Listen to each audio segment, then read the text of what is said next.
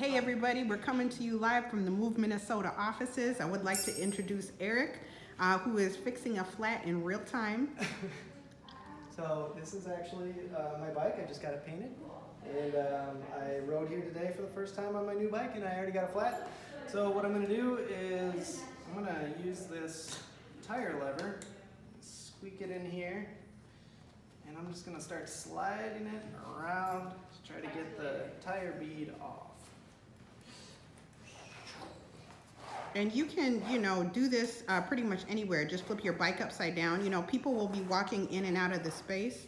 Come on through, Becky. All right, hello. You don't need a lot of space. And once you have one side off, it's a little bit easier. You can snake out the tube, and then you can snake out the other side. And this tire bead is pretty tight, so it's a little bit more of a challenge. What kind of tire do you have? This is kind of a touring tire. Just gonna get close to see. This is about 28, 700 by 28 is my guess. And then, once you've got the tire and tube out, you can do one thing to try to figure out where the puncture is, which is to immediately fill up your tube and listen for the hole, and that way it'll be a little bit easier to identify. Oh, does this one not work?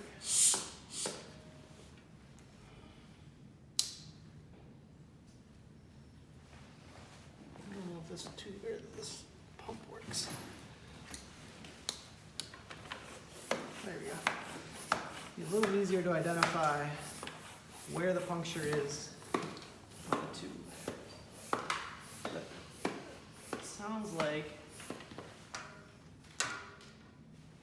gosh, this hole has got to be huge because it's not even inflating. But usually what you do is you can wet your lips and kind of feel along, and you'll feel the air coming out. That's what's up. But since it's not really working out that way, the next step is to pick it up and just feel along. You gotta be really careful because any puncture will go right into your finger. Any piece of glass, any tack. Another way to do this is if you have a cotton ball, you can take a cotton ball and just rub it along, and whatever it grabs the cotton, you can see that's where the nail is. Oh, that's a pro tip. Pro tips, you don't have to use your fingers. So you can put a cotton ball in your bike kit. Cotton ball is a perfect thing for Awesome. your flat repair kit. But since I do not have one, I am just going to wait until I have an owie. Let's see what we got. I am pretty sure there's got to be a puncture because that tube is not holding any air at all.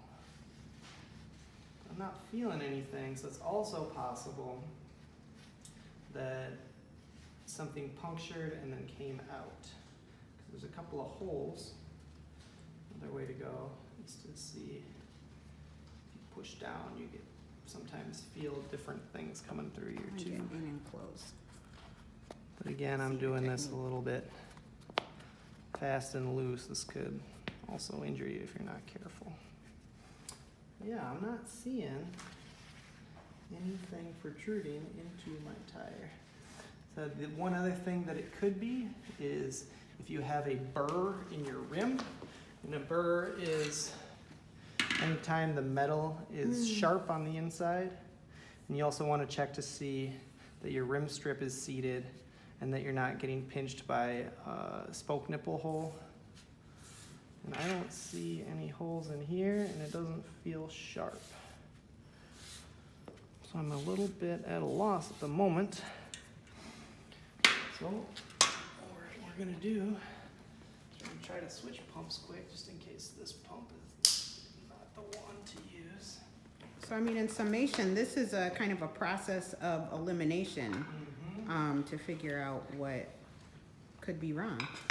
Yeah, and usually it's pretty apparent. Usually you'll have a big old hole tube, or at least a sizable one. But we can hear it. This is the time to like kind of feel around for the hole or wet your lips and Right. see where you might feel the leak. Oh, here it is. So the hole is on the inside, which to me means that it's probably a pinch flat, which is interesting. Again, when you have a hole on the inside of your tube, it's usually because it's getting pinched by one of these spoke nipple holes being shown. So that you can see the dimples there. You can see the dimples, and it's kind of sharp metal unless you have something over it. Like here's a spot where it's left open. That's where your valve goes. But again, that's a little bit perplexing because we got nothing showing. So we're just gonna replace the tube and hope that it all works out. And what size tube did you get? So this is a 20 to 25, I'm guessing. And is that inches or a different cc's, I think, or millimeters, sorry. millimeters? And it's a little bit small for my tire, but since these expand, it's not that big of a deal. Now, my actual worry is that this valve core is a little bit, or valve, it's a little bit short. I'm hoping that it fits through my rim, but I think it should. So I'm gonna put just a little bit of air in, and this is just so that it'll form to my tire. So I put it in, and I'm gonna snake it through here. And any tips for orienting this? You want to make sure that the valve is facing in. Valve's facing in, and then as we put it on, you want to find the hole here.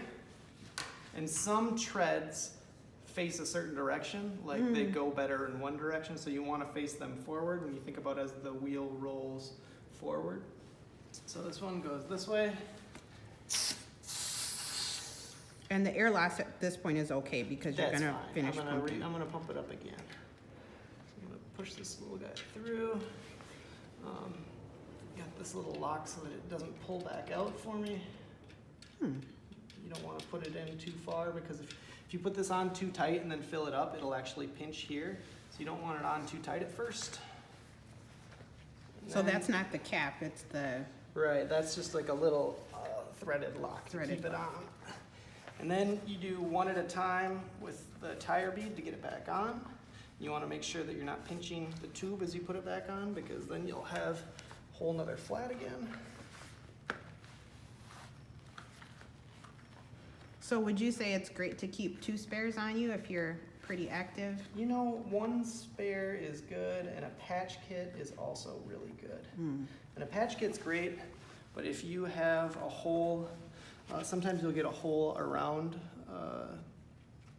the valve, and then a patch is not going to do anything for that. So you definitely want to have 1 tube with you, and if you can fit a patch kit too, that's great, because a patch kit can fix, 8 tubes if the holes are in different spots. And then I'm going to take the levers that are right next to you here.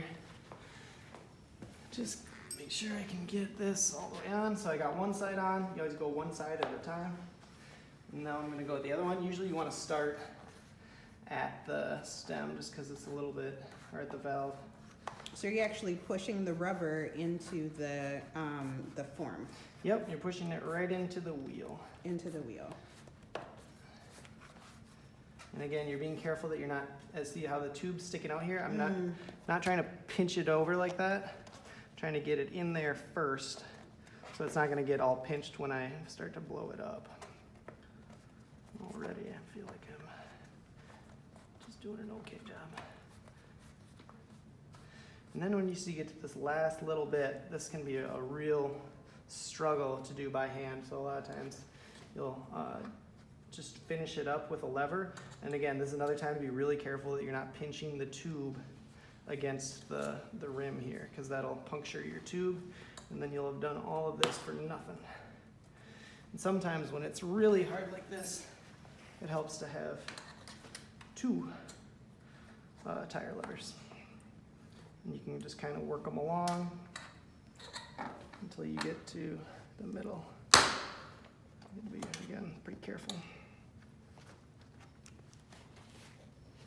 And this is the real struggle. All right, I'm gonna give you space to make sure, I don't blow it up. no, that you relax, you know, and are able to do that. Again, this is Move Minnesota staff coming to you live from the office, and we're fixing a flat in real time. And then, once you have them all, you want to make sure that sometimes if you put the tube in a little bit too far one way, you'll see the stem coming up off to one side. And then you'll want to try to move the tire and tube around so that this comes up straight up and down so it's not in there crooked. Got it.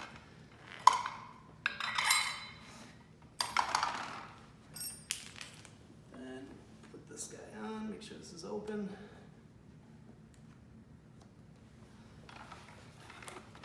And that's a good tip for filling your tire. Make sure the pump is fully clamped on. Yeah, and your Presta valve is open. And then you're filling your tire to the appropriate pounds per square inch, Right. PSI. So my PSI is right here, 6 to 6.5 bars, or 85 to 95 PSI. So again, I'm just gonna make sure that this is on here all the way. It's a really short valve.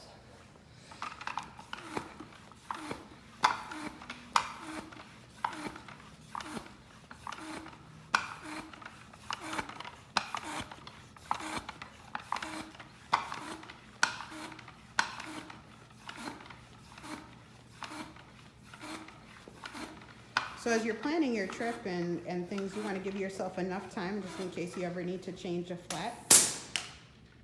And I think you can Down a little bit. finish this up in, would you say, about 20 minutes Yeah, I mean, you to can fix fix a this. flat, maybe less. Once you get used to it, if you have the tools and all the things you need. So I'm opening up my rear derailleur and setting it in here, making sure that the brakes are lined up within the pads. And then I've got my axle, which I'm going to tighten on here and just make sure that it is beyond, a little bit beyond hand tight. You want it pretty snug, but you also don't want to break your axle or strip it out. So snug enough that you're not worried that the wheel's going to come out. And then we're looking good. Can you repeat that action? Pump that. Yep. So you actually pedaled forward to do But the pedaling's not here. Cool. Awesome. Now, once you are clean up your supplies, you can just tip your bike up right and make sure everything feels good. Ride it around a couple of times, maybe in the parking lot where you are, and just make sure everything feels good. Hey, a special thank you to Erik, and this is Move Minnesota staff changing a flat in real time.